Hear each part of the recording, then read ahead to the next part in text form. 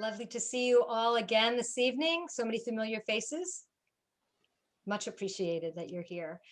So, okay, this evening we have another just wonderful event. We are going to be talking about Man on the Bus, which is a terrific picture, and we've been joined by the filmmaker and both the subject and the host of the film, Eve Ash. And so let me tell you a little bit about her. Okay, so Eve is Melbourne based, and she's an Australian psychologist and filmmaker. She's produced more than 700 short films, documentaries, and television episodes, and she's won over 160 international awards. And her documentary on the wrongful murder conviction of Tasmanian grandmother Susan Neil Fraser, which is referenced in the film briefly, earned her an AACTA, which is the Australian Academy of Cinema and Television Arts Awards, which is basically Australia's Oscar nominations. So that's a pretty cool thing. And Eve's also the author of 2 books, Rewrite Your Life and Rewrite Your Relationships. So here's Eve, and thank you so much for being here, Eve. Thank you for joining us live from my second home, Australia. And it's lovely to have you here. And for me personally, just to listen to your accent isn't so bad. So thank you for being here. And to have sunshine and summer out behind me. Yes, that's very nice. We're just beginning to get little hints that we might have spring. So yes, you've got it. It's just wonderful. Okay.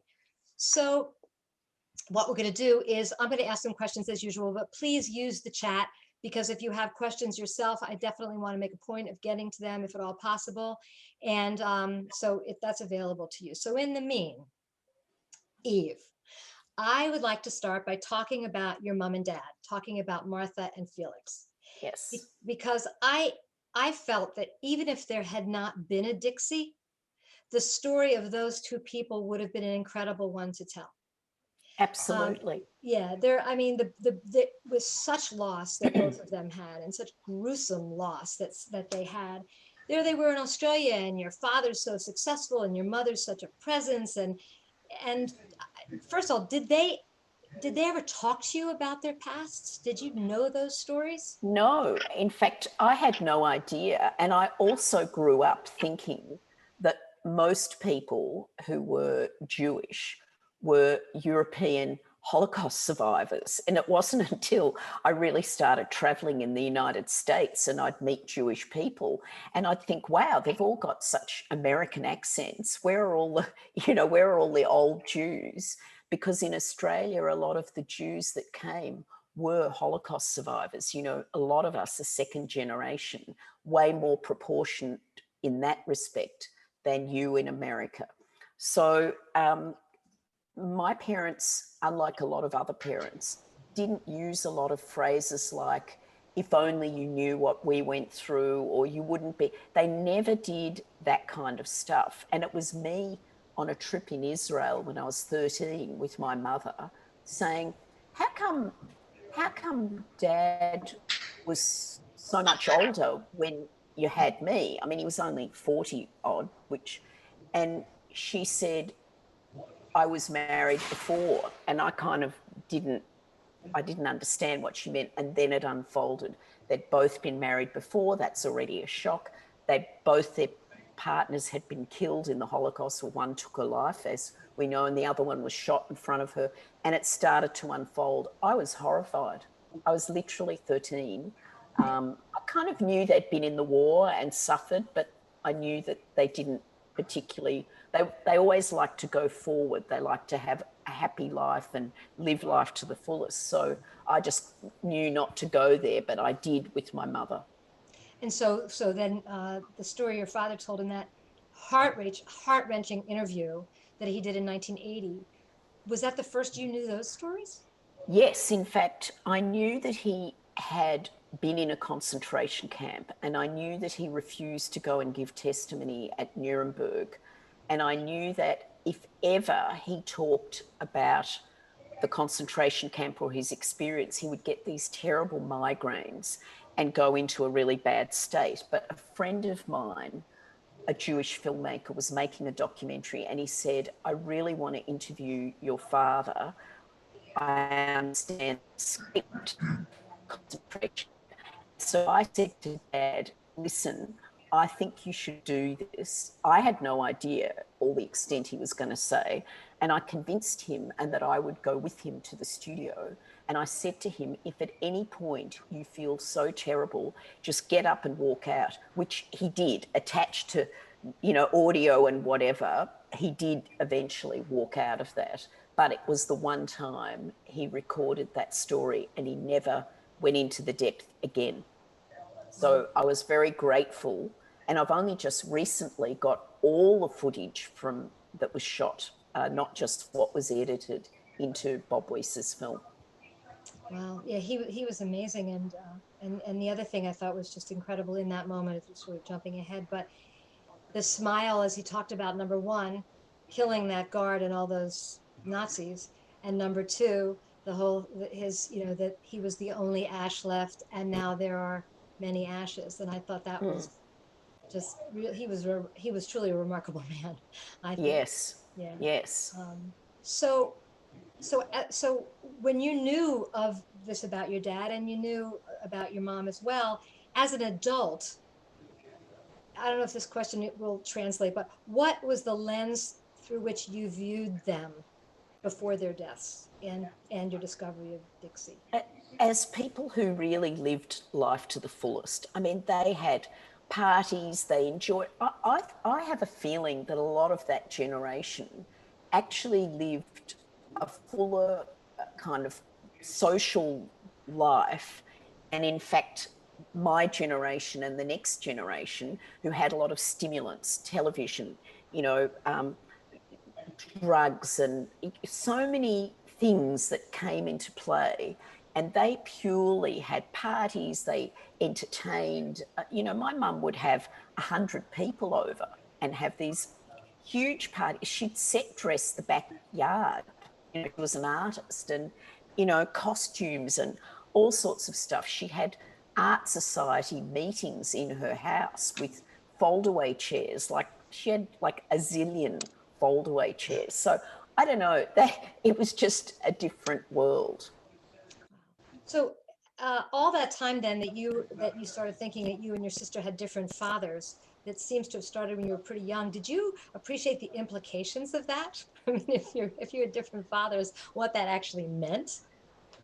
No, because really my first assumption was that because Helen was born in 1945 in Poland, I thought that secretly she was either dad's kid and not mum's, or mum's kid and not dad's, or she was found, or handed a baby because there was such craziness. And I thought what we'd discover was that I was my parents' kid. It was too complex for the film, but in the fullest example, if I wasn't adopted, then I thought, well, okay, I think she's the one that's kind of different and brought from Poland, and they're not telling us.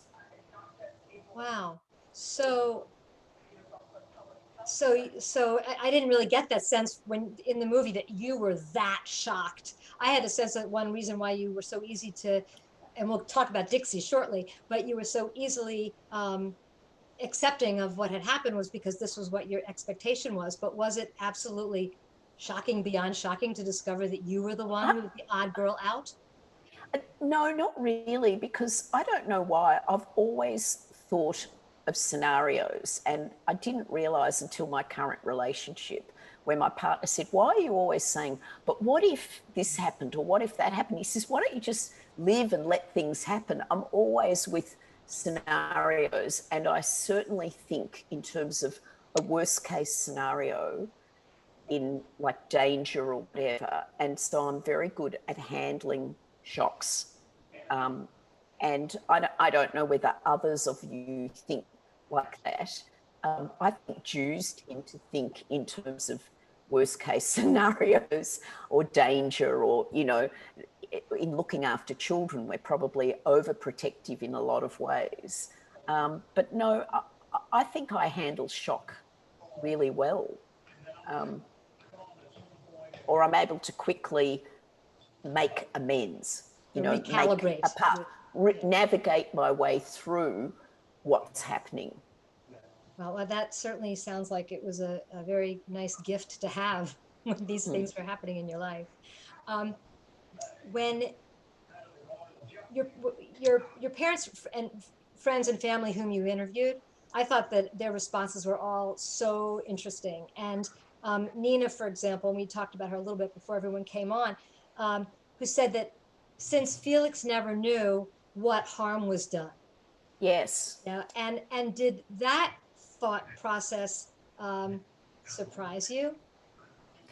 It did. It was refreshing, actually, because a lot of other people were kind of, you shouldn't talk about it, don't think about it, don't question it, you know, cover it up was a big approach. And Nina was, yeah, so what? Life happens. You live life to the fullest. You take what you've got and you don't ruminate. She was very much, you know, live. And, you know, she's now 100. So, you know, she's lived pretty well. And I think that sometimes our mental health issues come from going over and over a negative in our lives. You know, a lot of us find it hard to cope with a breakup, for example, in a relationship.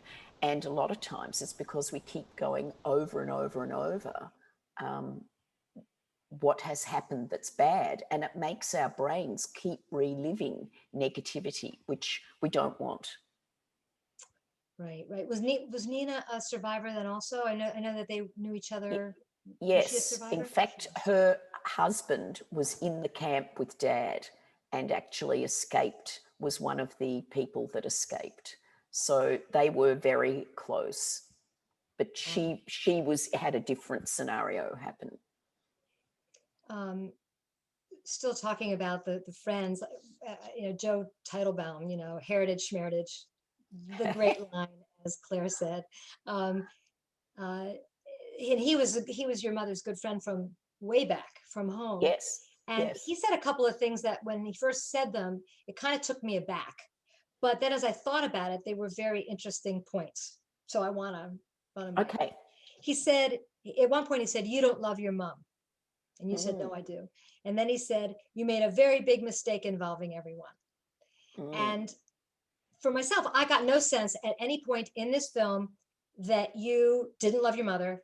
And I got no sense that you were condemning her for her behavior. But on the other hand, you completely blew out of the water all of her friends' opinions of her. So have you ever thought that maybe that wasn't the best thing to do? Or maybe it was a mistake involving them all? I didn't feel that everybody particularly got involved. And I think that in the end, if you handle something truthfully and with respect, and I think it's respect and love and care that does come through in my film, because I certainly never felt that I was disrespecting Mum. I just felt that I'm, you know, 30 to 40 years younger in a different generation where people are much more open. I mean, the weird thing is, I remember as a young teenager, girls at school, I was at an all-girls school, talking about how closed and how pathetic their parents were and how they weren't modern thinkers. And I used to say, my mother is the best. She's such a modern thinker. She talks differently. She's very open. She's very honest. I believed my mum was all of those things. And I think she was. She certainly had a very open attitude to everybody else's world. But in a compartment, locked away, was a secret that she had absolutely decided was not for the public. And that was her secret. And I think it's her right to not tell me, to not tell the public. But it's now my right to share something that is in my life and a discovery for me that is not hurting her. She's not alive. And as your sister said, as Helen said, you know, she had not, if it hadn't been for modern technology, scientific technology, she would still be without that known. Yes. Yeah. Yes. Yeah. And I think my life is richer now for knowing. And a lot of people think, oh, didn't it cause a rift between you and Helen, your sister. You've grown up together. We actually got even closer. We live in two different countries. She lives in New Zealand. I live in Australia. We actually got closer, saw each other more during the discovery. She adores Dixie. Dixie, do you know Dixie last night apologised to me for not naming a street Helen? He said to me, out of the blue, he said to me, you know, I really made a mistake. Helen is a wonderful woman. I should have named a street after her. He's something. Yeah. He really is That's something. a guy who's turning 97 and still working full-time land surveying. So he could still do it. He could still Yeah. give her a street name if he wanted Well, to. actually, I don't think his name. Yeah, I actually might tell him that. Well, go on, name a street, Helen. So let's talk about Dixie. Let's talk about meeting Dixie. I saw there's one question in here about him, but I wanted to know how someone asked me one question here. Hold on about this. Oh, this is interesting. Okay. First of all, how did you shoot that first meeting? It seemed like you had cameras everywhere, and yet I didn't think that he and his wife knew that you were shooting. What was happening there? Well, honestly, it was the hardest thing I've ever shot, because walking into that terrible shopping mall, noisy and everything, was the worst thing a filmmaker could have. And my heart was exploding out of my chest with fear and anxiety. But I had a small camera with me, and I had my niece, and I said to her, I want to try and film me talking with him, so I'm going to have to ask him permission. And you might have to take the camera at certain points. So I walked up, and the first shot is down below, which you can see, and I had the camera on and I was holding it. And I talked and I said, can we go somewhere? Like, I was trying to find a quiet spot, and it was in the middle of the mall. It was awful. And I said, I'm making a documentary about my mum. Do you mind if I film? He goes, no, film, go ahead. And I'm still dealing with, oh my God, he's brought this woman who's his wife, who isn't supposed to be there. It was very difficult. But the way I had all the shots was, I had the little camera in front of me. So when Dixie's looking to me, I'm holding the camera.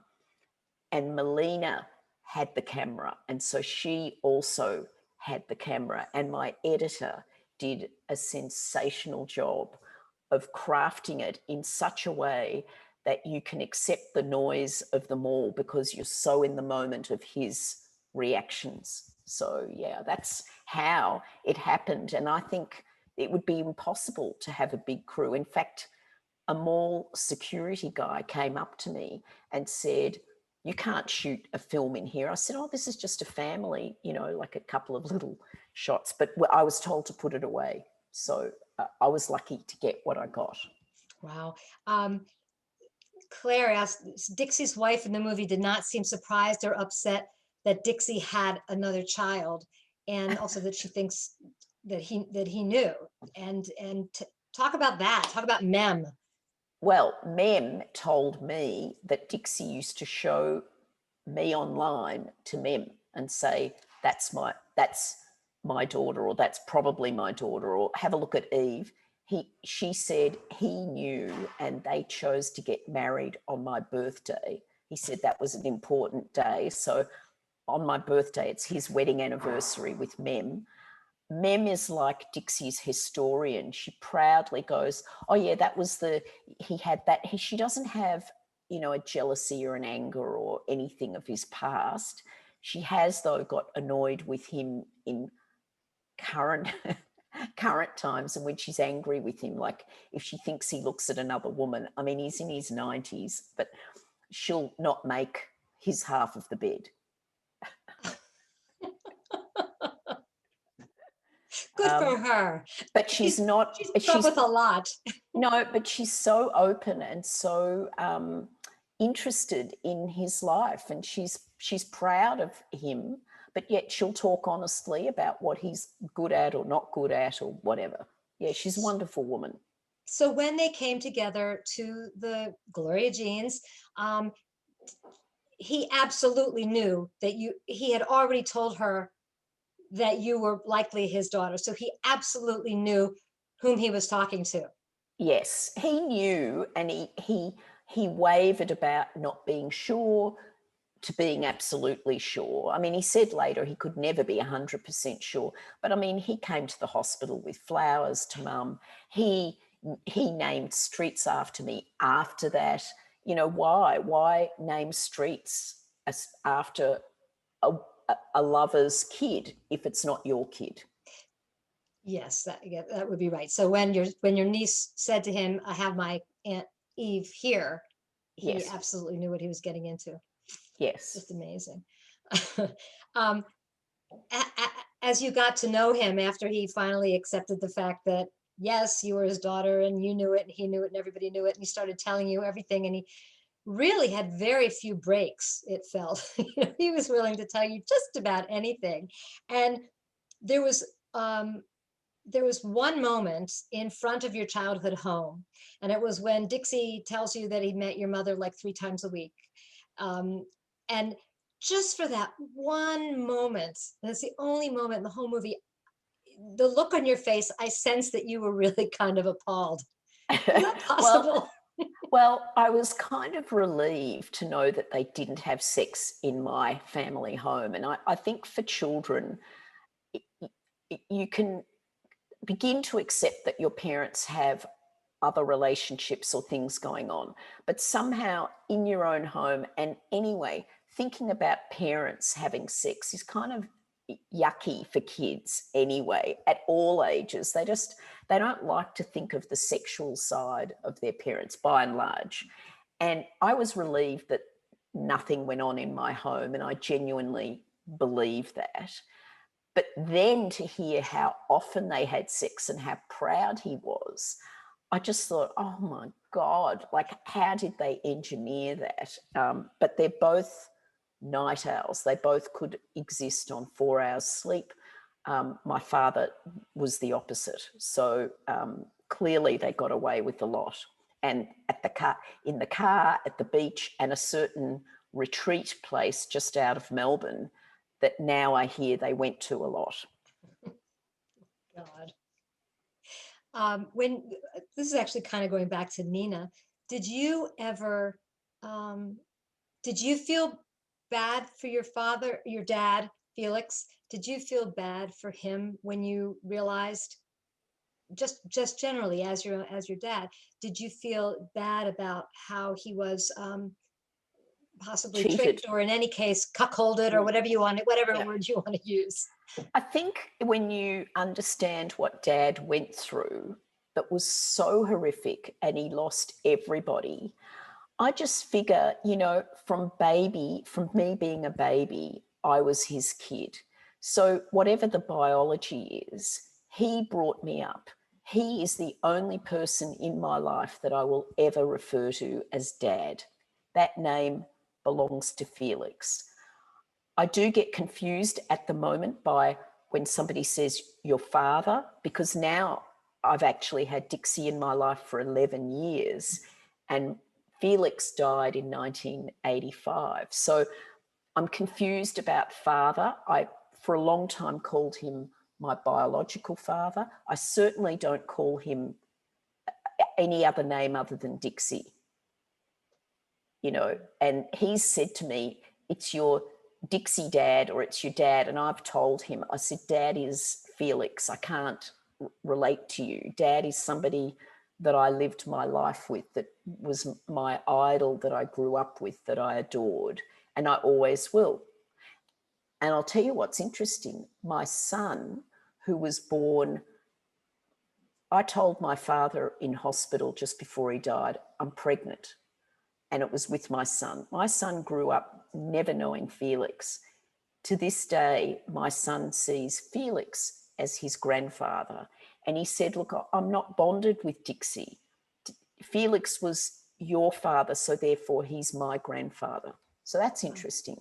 You Wow. know, he's got a living genetic grandfather, but he feels a bond to Felix. Perhaps that's also because Martha lived for such a long time, and that was Felix's widow. And so Yes, your grandson, yes, or so your son yes, yes, saw him, yes, saw her yes, and him that way. Yeah. yes. Hmm. Yeah. Um, let's see. Well, so we have in here, I admire your lack of resentment toward your mother. My mom had an affair and I held it against her for years. Mm. So, Look, I think we do hold resentments, and boy, it's fantastic when you let go of them, when you truly forgive or put it in the past and stop bringing it up. It's a relief. It's an absolute shedding of bad vibes. So I just feel anybody holding on to things that aren't good, when you can let go of them, it doesn't mean you have to be lovey-dovey with that person, but just to let go of resentment is fantastic. well, and it sounds like Mitch has done that a little bit now, finally, after all these Oh, years. well, Mish is now getting really close to Dixie, and this is amazing. Something has changed in her. She's lost a whole lot of anger. She's in a completely different space. Her expression on her face is just like she's released. And the reason Dixie's not sitting here next to me now is he's out doing a land survey with her for her, which is amazing. Like, he's still working. So, and that's joyful to see that they've come back together. It is wonderful. Someone asked in the chat whether any more children have been discovered. I still wait for more, no more at the moment. But you know, Dixie's two of his closest relationships are with the two kids that weren't his biological children. One is the one who was in the menage a trois on the yacht, very close to that kid, and one is Mem's daughter, who he brought up. Probably she is the one that experienced him as a father for the longest period of time. Did, So was he faithful to Mem that you know of? I think so, yeah. So Yeah. that was finally the Although, one. although he did go and have meals with my mum in the 80s. And that's how I kind of reconnected with him at one period of time. And that's when I said to my, like, it was in the 80s, and I said to my partner at the time, I think that guy's my dad. It was very weird sitting, like, mum and him had, like, mum said to him, don't wear that jacket to dinner. And I thought, who says don't wear that jacket to dinner? And I thought, this sounds like he's her partner.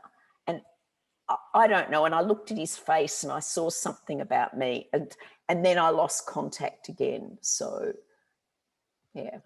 And are you in touch with the other sibs, your other half sibs now? Not really. Two of them I am. Two of them, Mish and Dawson, the one that was also in the film, I do see a lot. Michael, I don't. He was unhappy when he found Dixie. Dixie didn't live up to an idyllic kind of thing he had in his mind. So he lives his life, and the others live far away in other parts of Australia, and they're not really interested. The two that are they were from Dixie's first marriage, so I think they still have issues about him leaving his first wife. So, Yeah. But I mean, Dixie, it's hard for me to think of that there are people alive who have the same biological bond as me and Helen, my sister.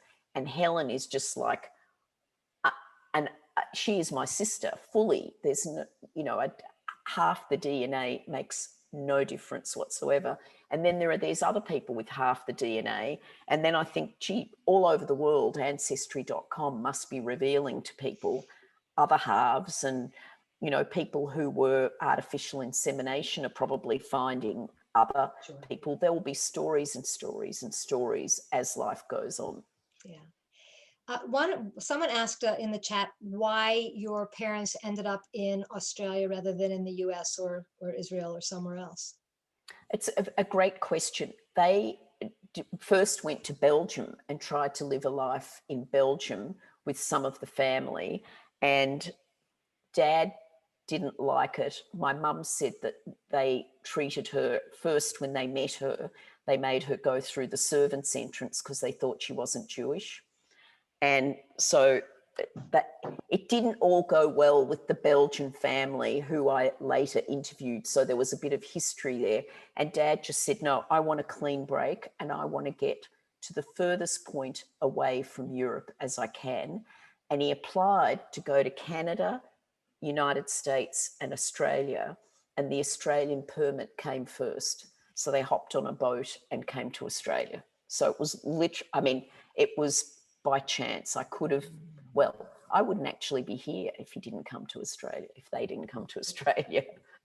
Um, One thing was, when you talked about in the film your mother before she came to Australia, which she thought was going to be the back of Beyond, um, that she bought all these flashy, these upscale, beautiful clothes and so on. And I got the sense that was your father already quite successful? I mean, she seemed to be doing very nicely in all the He, travel. look, he ran a shoe factory, and his father had shoe factories, and he ran one whole part of the business in Poland. So he was a businessman. When and he engineered to get a job even when the Russians were still against the Jews, and my mother tried to warn him. He then started being entrepreneurial, and just before they left, he managed to sell a whole trainload of biros from one country to That, another. that means pens, a pen. Yes, a Yeah. pen, like, yeah, not fountain pen though. It was kind of new in A those big days pen. to have a big pen, and paper and all sorts of stuff. And my mum said he brought a suitcase full of cash, and they had that suitcase full of cash and came to Australia. So, and my parents always spent what they had at the time. They weren't savers. They would have a lavish holiday. I remember as a child, we'd go from a first class holiday to a drive to a local area holiday, depending on how much money had been made at that time. If business was bad, we took a holiday an hour out of Melbourne. Uh, Jane asked, at the airport with your parents, there was Dixie was at the airport with your parents in one of the scenes. And what would that occasion have been like? What was everyone doing at the airport in that moment? Well, it's really weird. My dad went overseas when the earliest time that people would fly to another country. And when that happened, everybody went to the airport. Like, it's hard to think of now. First of all, there isn't an area where you can actually walk through people, and they're in a little courtyard right on the tarmac. We were on the tarmac in a little gated area, and all of his friends would come to say goodbye and wish him well, flying to another country. It was like you were almost a pioneer. You were one of the first. And he was often that. And I think that it was one of the times where perhaps mum and dad were going as well. And one of those trips, they left me and Helen with Dixie and Gloria and their first baby. So, and who's safer to leave your kids with than the father of one of your children? There's something I don't know whether that's wonderful or perverse. I can't quite. Yeah, I know, I quite know, sure. I know.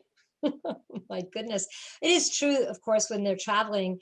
I can understand that because Australia is so far from everywhere. And so when you're traveling at that time in history, um, and this would be the early 50s, I guess, or what? Yes, Yeah. early 50s. It That's a was really, rare. that would be a big deal of a trip. Yeah. You would think I that mean, people would never come home again with a trip. that's right. And if you think about boats, which were more prevalent in terms of people taking long distance trips, I don't know if many of you can ever remember as a child when boats would go, there'd be streamers and there'd be people on the, and it would be a massive thing. I mean, it doesn't happen these days. Nobody cares. If somebody's traveling, like, a lot of partners don't even take their partner to the airport these days. get an Uber, get a taxi, it's too hard. Or, I don't want to pick you up. Why do you want, can't you pick me up? No, it's too hard, get a taxi. And those days, it was crazy. It was gifts, and it was, a huge issue to travel. Wow. Did Dixie come to your parents' parties?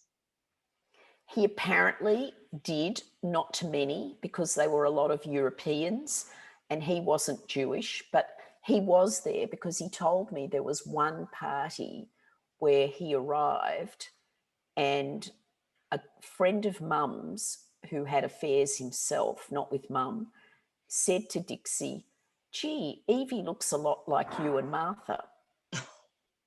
And Dixie told the the son of that guy who now lives in Boston, and we share this incredible thing of his father somehow knew, and it was never talked about, never confirmed. But we also believe if you're somebody that has affairs, you can actually see it in other people and their body language and their relationships and their, so you'll hear a lot of couples who'll, they'll talk about somebody and say, well, she's obviously having an affair with him. And the other one will go, how do you know? And I think maybe it's not even necessarily that you're having an affair that you can see it, but some people are more attuned to the body language and the relationship that is projected by people's mannerisms and eye contact and feelings towards each other. Mm-hmm. Just one other thing about, so did Dixie, if Dixie wasn't Jewish, Dixie was not European, and if I missed this, I apologize, or how did he end up in their lives in the first place? Mum would collect a lot of people. She was like a magnet. She had a lot of gay artists who, would be her close kind of friends, who would work all night with her. She had a lot of kind of a very different range of people in her life. And Dixie was one of those. And Dad actually got him to do land surveys for his new factory and sites. And so, and Dad obviously accepted Dixie as somebody who would be okay with his wife to live in our house while they were overseas and look after us as little kids. Wow. Let me see if I got any other cool questions here. One question I have is, as a psychologist, and did you become a psychologist because of all of this? And if so, that's one question. And the other question is, as a psychologist, how do you look at this? I don't think I became a psychologist because of that, but maybe I did subconsciously because I love to understand human behaviour. And I did at times feel like my mum hid things about her past. I was aware as a young woman in my 20s and early, at university, that my parents went through trauma. So maybe it was a way of trying to understand that.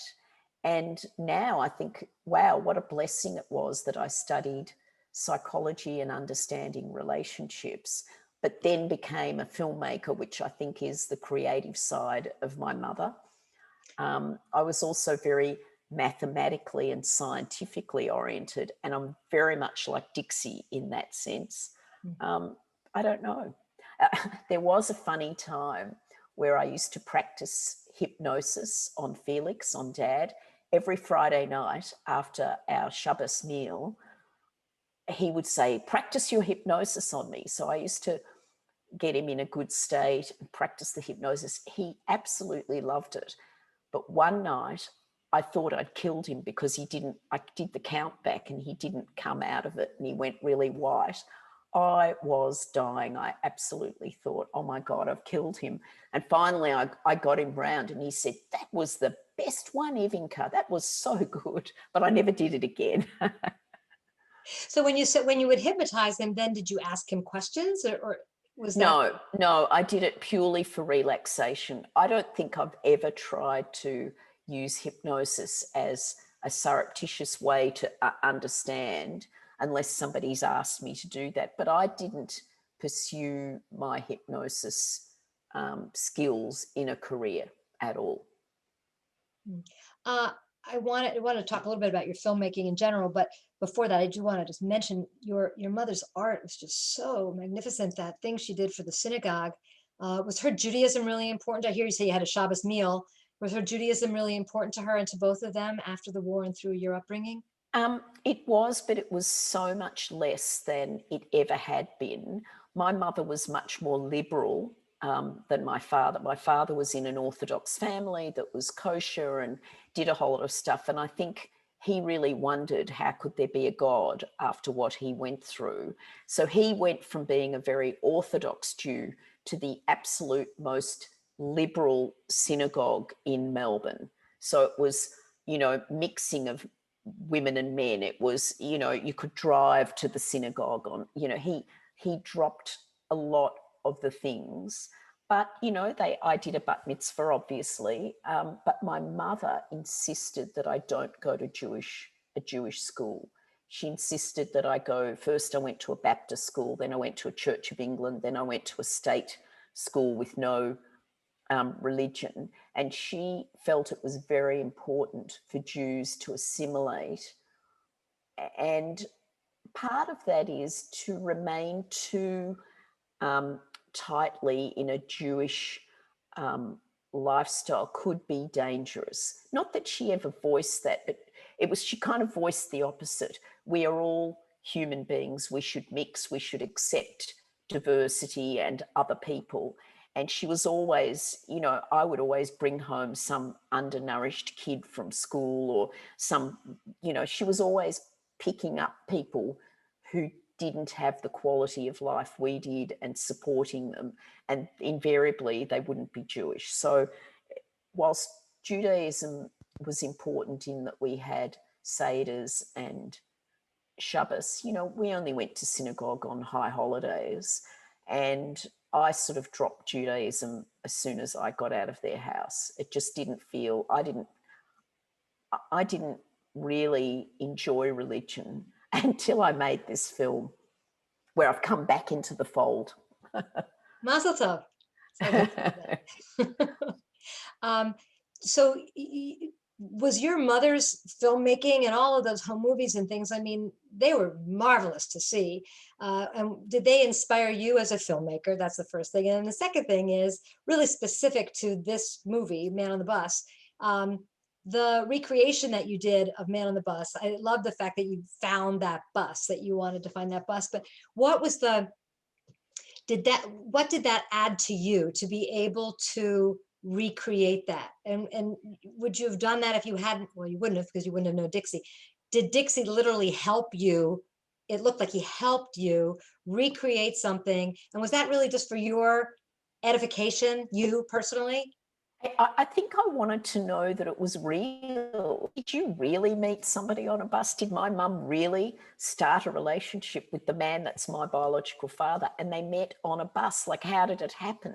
I didn't understand. And I thought, how amazing to put Dixie in the situation where he got very emotional and and for us to argue about how it should be shot. I just thought it would be funny.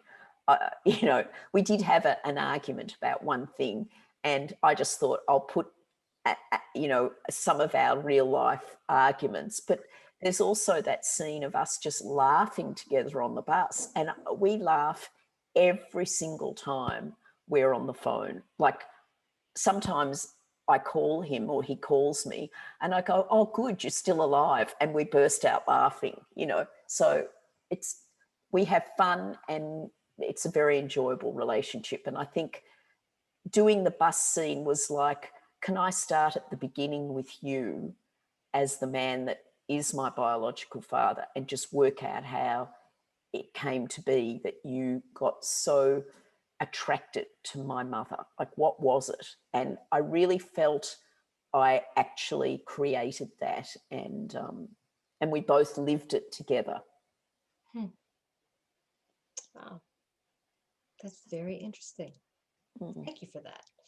Um, how has the film been received by other members of your family and by the greater community? A lot of people interested in it, and Yeah, really, really well. Every so often, I've done live Q&As at the Jewish Film Festival just before COVID stopped everything. We actually had like probably 50 screenings in Melbourne and Sydney, and every so often, like every 2 or 3 Q&As, there'd be some questions about, really, should you have done this? Is it the right thing? And I kind of look at it as, I think it's really important for people to speak about truths. And if you extend it a little further, this is an extreme, but I'll give you an example. There were 3 girls in Melbourne who went to a very orthodox Jewish school, and the principal of the school was molesting them. And they tried to talk about it and they were shut down. And eventually they did. And eventually this woman escaped to Israel. She's just been extradited back to Melbourne. Now, those girls were pretty much shut out of their Orthodox community. And there was a lot of negativity for them. Just like look at Meghan Markle and Harry. And, people get offended by other people speaking what's important to them. But if there's a continuum, okay, for me, there wasn't anybody harassed or sexually abused, or there's nothing of that kind of story. But I think everybody should be encouraged to speak out. Maybe it's to a counsellor and a therapist quietly, privately. I could have done that. That wasn't for me. I'm actually a creator of media. I'm an educator. And mostly in the Q&As, and after the Q&As, I have people coming up to me saying, thank you, I am now going to talk about what happened to me. It was different, but you've inspired me to speak about something. People have been in tears, they've been emotional, not because of my story, because of what they've realised about their own lives.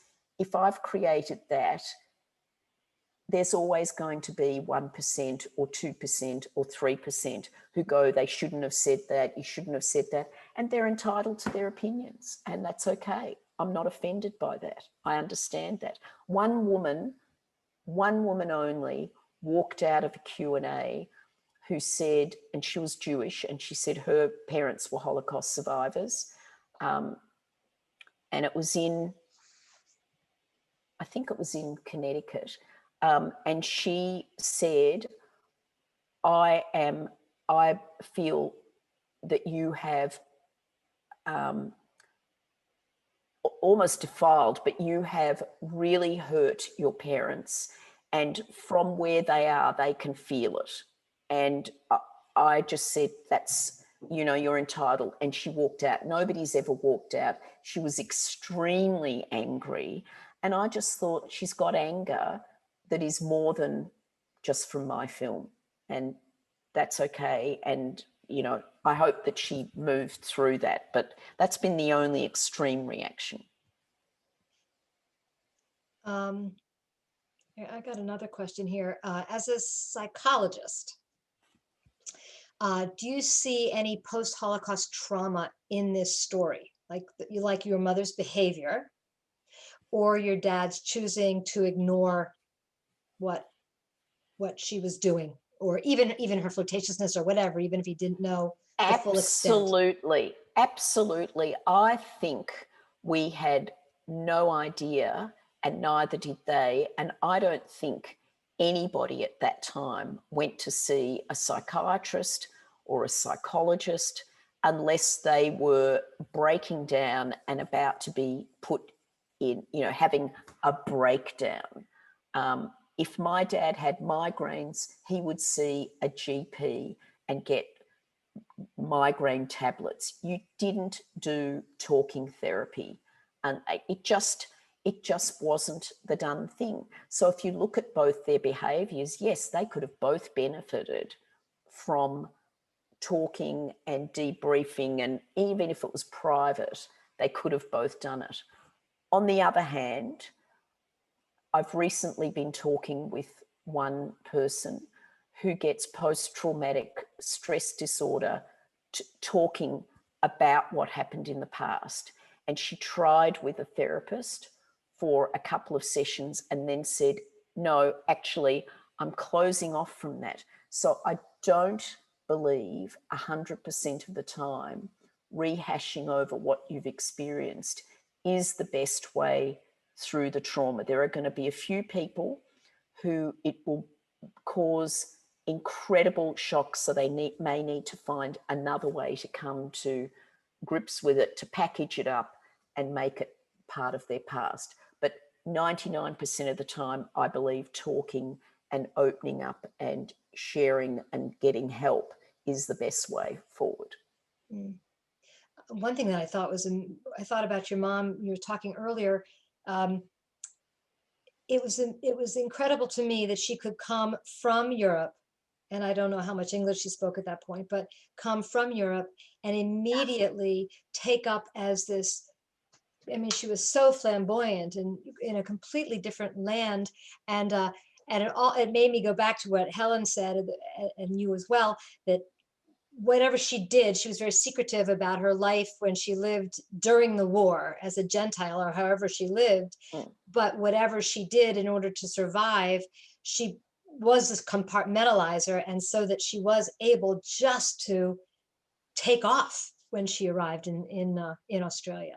Yeah, I think also it's that thing of you've nearly died, you've nearly lost your life. The fact that she was able to take up and appear to be not Jewish, she also had to run from hiding places. She spent several weeks lying under a doona cover of a bed during the day in an apartment, hiding out. She was under some stove cellar thing for part of it. So just, even though you think, oh, well, she survived because she didn't look Jewish, she was on the run. And then she would be busted for, not having the right things, and she'd have to disappear.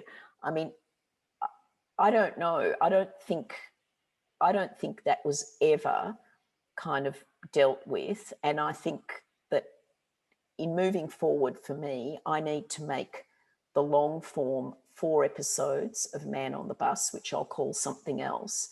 But I want to go back to Russia, to Russia, because I believe there are newspapers which reported what happened in that concentration camp, because the Russians would have been glad of the Germans' downfall, but there's been a cover-up of how many soldiers were actually killed.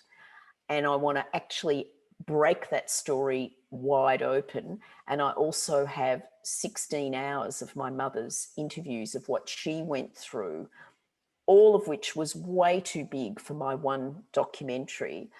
But I feel I've had a significantly positive response to actually make a longer story going right through to today, where I'm finding new things that are blowing Dixie away, which I won't reveal because it will probably be the punch line to the new TV series. And so things have evolved since then.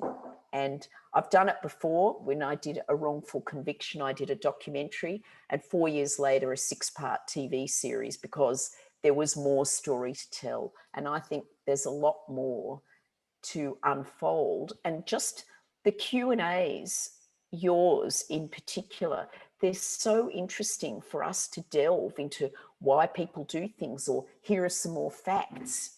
People do want to know. And I think when you've got a good thing, tell the story, share that story. You would never do it as a fiction, though? You'd never make it would be just a wonderful drama as well. Yeah, no, I don't think so. No. And is that the next thing on your plate? That and a podcast series for The Wrongful Conviction that's still wrong 11 years later. So, and I'm making I've made like 100 short programs during COVID, which I managed to film. So yeah, I've got a lot on my plate. If I could just ask, because I know we're going to have to wind up, what kinds of things are these short programs? Are they just? Oh, they're all business education, like how to think critically, how to be a whistleblower, like what's a guide to whistleblowing, how to plan ahead, how to cope with fear and anxiety. I mean, they're mainly psychological well-being, business education programs that are used in corporations, and that's the main thing that I do in my business. These Great. Man on the Bus and the wrongful conviction have been side things that got so big they became the main things. Very exciting. Well, this is terrific. This is just terrific. We're going to close up because we're coming on to 8 o'clock, but is there any other question that anyone is just desperate to? I think Marcia is. What, Yeah, Marcia? it just hit me. We were in Australia 2 years ago, and when we were in Melbourne, we had a Jewish tour guide named Sharon, who was involved with the Jewish Film Festival there. And she comes from a Holocaust family. And when we saw this film a year and a half ago, I emailed her, and I just looked up and found the email that she, in fact, that you were there and Dixie was there for the showing. And she said her grandmother was a friend of your mother's. So Oh, there was many parties. I don't have her last name, but her name's Sharon, and she lived in Israel for a while, and she's oh, just wow. she's an And actress. did she say what her grandmother thought of the film? Because that's interesting. I don't know if she's alive. She just said Oh, she was okay. friends with your mother's Oh, and was at your okay. parties, and yeah. Okay. Neat. So that was interesting. I just remembered. I looked up the email, and yep. Well, anybody coming to Melbourne can see the mural in St Kilda on the synagogue, so it's still there. I think it'll be there for a long time. I've been to the bakery on Ackland Street. Oh, okay, great. This has been just marvelous, and thank you so much for your time and all these, just so much to say about this picture, and we just wish you that I'm speaking for everyone to say I wish you the best with the next iteration of it. Well, I'd love to come back in a year or two with a bigger series and more to discuss. I think it would be terrific. I'll be getting into some new topics with the same base, but some very interesting twists and turns. Wonderful. Yeah, I mean, just your mother, what we did hear of the tapes, you could just tell she had so much to say, and she had a great memory and a real self-confidence and a way about her. So I'm sure there's very, very much more that we can learn about her and from her. Be really interesting. Thank you. Good luck with that. Good luck. Okay, thank you. Thanks. So everyone, thank you again for another wonderful evening. Just to remind you that Man on the Bus is available until Saturday morning at 10 o'clock. So you have time to revisit it yourselves, as well as to make sure that other people get to see it. This Zoom, it has been recorded and can be made available. Actually, never asked you that. Eve, is that all right with you? Yes. Okay, thank you for that. Not to put you on the spot or anything. So yes, so we have till Saturday morning to watch this picture, and then at 10 a.m. on Saturday, we'll have. Dixie was hoping it would be recorded because he wants to watch it. Okay, all right, we'll make sure that he gets it. Then on 10 o'clock on Saturday morning, we'll start Winter Journey, and Winter Journey stars the great Bruno Ganz in his last role. And this is based on a book called The Inextinguishable Symphony, a true story of music and love in Nazi Germany. And I know that book was a great success at some local book groups, Jewish book groups. So definitely come to see that. It's very interesting. It's a drama, but it has a documentary feel, and it's quite lovely. So that's all I've got for you today. Thank you again, Eve Ash. Thank you. And this film was brought to us by a wonderful anonymous donor, and I thank that person so very much for bringing it to us. So wishing you all the best. Have a good night. Again, Eve, our very best to you, and thank you, and we'll be in touch. Thank you. We loved your movie. Thank you. Thank you. Take care, everyone. Bye Bye. now.